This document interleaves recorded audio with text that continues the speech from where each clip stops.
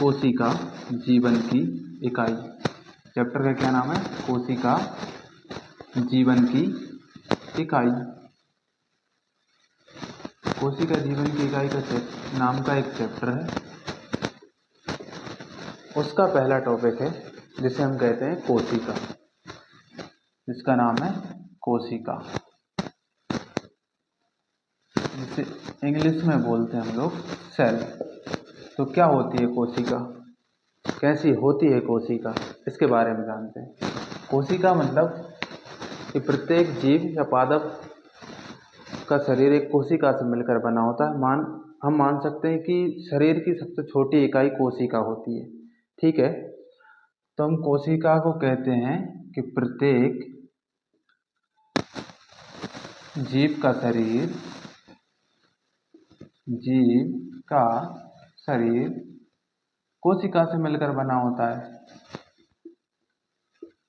कोशिका से मिलकर बना होता है, कोशिका से बना होता है, ठीक है। लेकिन हम कोशिका को शरीर की संरचनात्मक और क्रियात्मक इकाई कहते हैं, और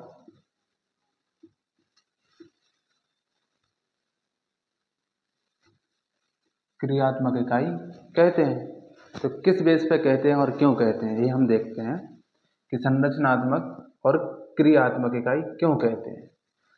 संरचनात्मक इसलिए कहते हैं क्योंकि प्रत्येक जीव, जंतु या पादप कुछ भी हो, उन सब का शरीर मिलकर बना होता है कोशिका से, तो इसीलिए हम इसे बोलते हैं संरचनात्मक। अब उन शरीर में जितने भी अंग हैं, जो भी अंग हैं जो अपना कार्य करते हैं, वो भी कोशिका से मिलकर बने होते हैं, इसलिए हम इसे संरचनात्मक और क्रियात्मक इकाई कहते हैं, ठीक है। यहाँ तक क्लियर हुआ। अब हम देखते हैं कोशिका की खोज किसने की, कैसे की और किस में की, ठीक है। तो हम बात करेंगे कोशिका की खोज की। अब हम बात करेंगे खोज की। तो सबसे पहले कोशिका की खोज करने वाले जो व्यक्ति थे, उनका नाम था रॉबर्ट हुक। रॉबर्ट हुक ने सबसे पहले कोशिका की खोज की। कब की? सन 1665 में। 1665 में सबसे पहले कोशिका की खोज किसने की? रॉबर्ट हुक ने की। अब किस में की? इन्होंने एक कॉर्क की पतली में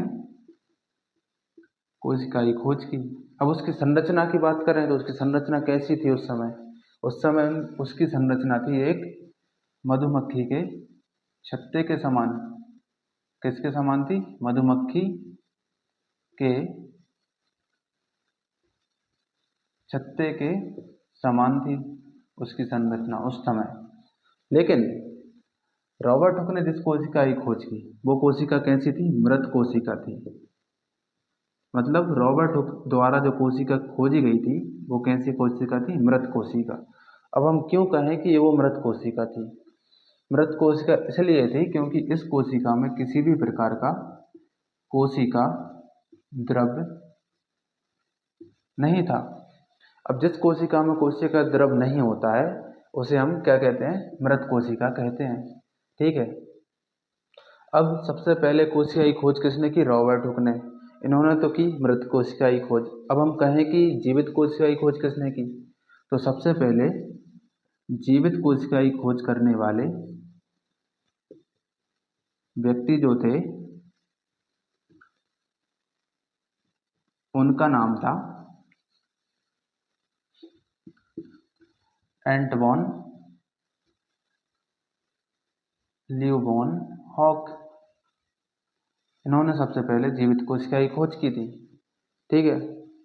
अब कोशिका के अंदर एक और संरचना होती है जिसे हम कहते हैं केंद्रक, ठीक है। केंद्रक कहते हैं, न्यूक्लियस बोलते हैं, इंग्लिश में से न्यूक्लियस बोलते हैं, ठीक है। अब इसकी खोज किसने की? इसकी खोज करने वाले एक व्यक्ति थे, उनका नाम था रॉबर्ट ब्राउन। रॉबर्ट ब्राउन ने 1891 में केंद्रक की खोज की। ठीक है, यहाँ तक कोशिका क्या होती है, कोशिका की खोज किसने की, और कोशिका मृत कोशिका की खोज किसने की, जीवित कोशिका की खोज किसने की, और केंद्र की खोज किसने की, ये हम देख चुके हैं। अब हम आगे देखेंगे इस कोशिका के सिद्धांत के बारे में कि कोशिका का सिद्धांत किसने दिया, क्यों दिया और किस बेस पे दिया। ठीक है, अब हम देखते हैं कोशिका सिद्धांत। क्या देखेंगे अब हम, कोशिका सिद्धांत। अब हम कोशिका सिद्धांत की बात करें तो कोशिका सिद्धांत देने वाले दो व्यक्ति थे, एक थे स्लाइडेन और दूसरे थे स्वान। स्लाइडेन और स्वान ने मिलकर कोशिका सिद्धांत दिया। इन दोनों ने कब दिया, तो स्लाइडेन ने 1838 में और इन्होंने 1839 में। ठीक है, अब स्लाइडेन की बात करें,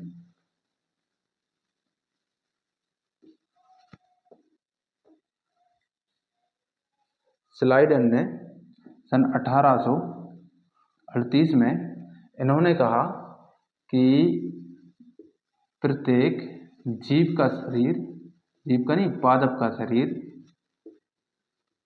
का शरीर कोशिकाओं से मिलकर बना होता है, कोशिका से बना होता है। ये तो कहा किसने, स्लाइडेन ने, जो कि थे एक वनस्पति शास्त्री। क्या थे, वनस्पति शास्त्री थे। ठीक है, अब जो हमारे सेकंड वैज्ञानिक हैं स्वान। अब जो स्वान थे ये पेशे से क्या थे, ये थे एक प्राणी शास्त्री। क्या थे, प्राणी शास्त्री थे।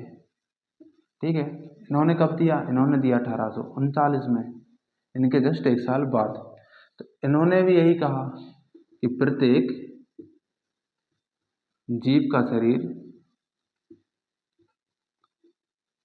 कोशिका से बना होता है। इन्होंने भी क्या कहा कि प्रत्येक जीव का शरीर कोशिका से बना होता है। लेकिन स्वान थे तो प्राणी शास्त्री, लेकिन इन्होंने पादप कोशिका अध्ययन किया, पादप कोशिका का अध्ययन किया और इन्होंने कोशिका के बाहर एक संरचना को देखा। उस संरचना का नाम था कोशिका भित्ति, कोशिका भित्ति। अब सोचने वाली बात है कि ये तो थे एक प्राणी शास्त्री, लेकिन इन्होंने पादप कोशिका, एक पादप का अध्ययन किया, उसमें इन्होंने कोशिका भित्ति की खोज की और सबसे पहले कोशिका झिल्ली भी इन्हीं ने देखी, कोशिका झिल्ली भी इन्हीं ने देखी सबसे पहले। ठीक है, लेकिन कोशिका सिद्धांत देने के बाद इस सिद्धांत की एक कमी भी थी। अब इसकी कमी क्या थी कि इन्होंने ये नहीं बता पाया कि नई कोशिका कैसे बनती है, नई कोशिका कैसे बनती है, इन्होंने ये नहीं बता पाए। अब इसे बताने के लिए कौन आए, इसे बताने के लिए एक और नए वैज्ञानिक का आए, उनका नाम था रुडोल्फ विर्चो।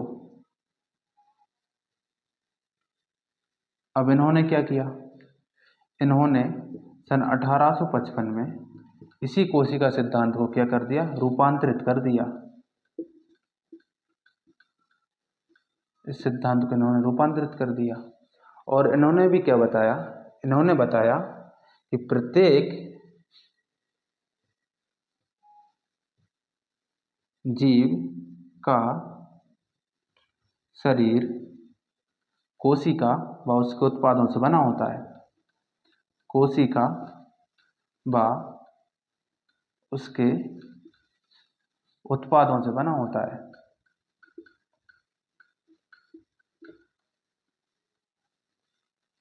ठीक है, लेकिन इन्होंने ये बताया कि नई कोशिका का निर्माण कैसे होता है। इन्होंने बताया कि प्रत्येक नई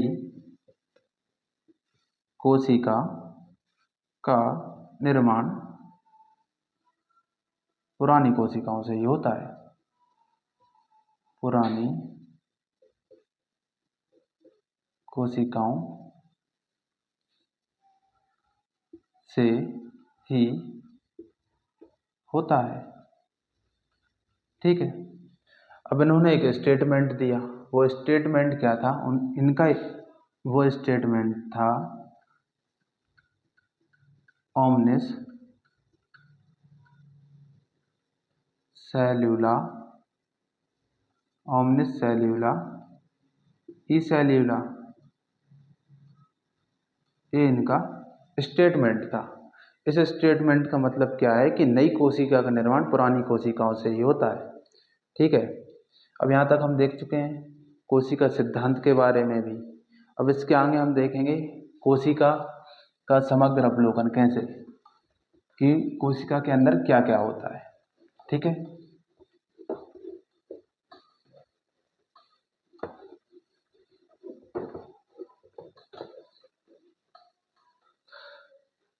अब हम देखते हैं कोशिका का समग्र अवलोकन। अब हम क्या देखेंगे? कोशिका का अवलोकन। ठीक है। अब हम देखें कोशिका का अवलोकन। अब मैं आपको बताऊं कि मान के चलो ये एक कोशिका है। ठीक है। ये एक कोशिका हो गई। अब इसकी जो ये झिल्ली है, ठीक है, अब इसके बाहर भी एक परत पाई जाएगी। इसके बाहर ये एक परत है। ठीक है।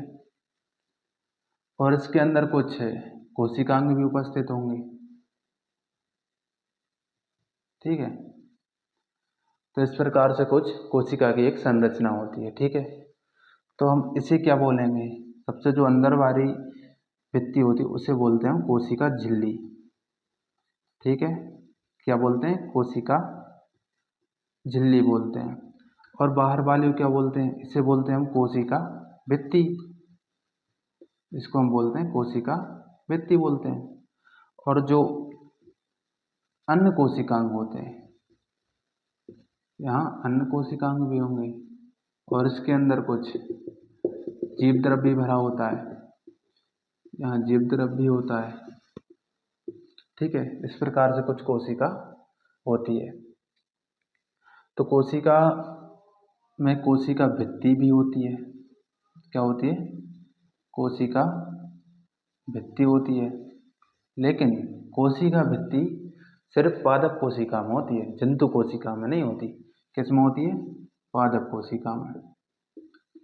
पादप कोशिका में होगी, जंतु कोशिका में नहीं होगी। कोशिका झिल्ली, कोशिका झिल्ली,